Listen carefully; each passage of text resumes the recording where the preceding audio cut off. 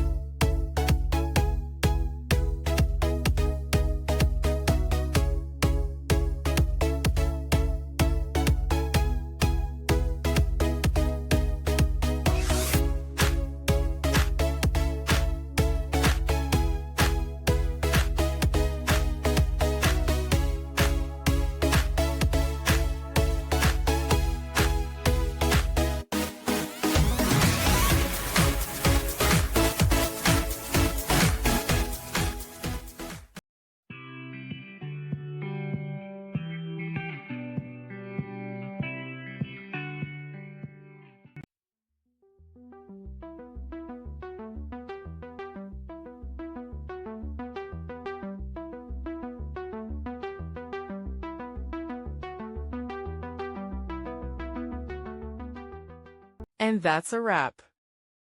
I hope you found the answer you were looking for. If you did, take a second to hit that subscribe button. It really helps out. And let me know in the comments which solution worked best for you.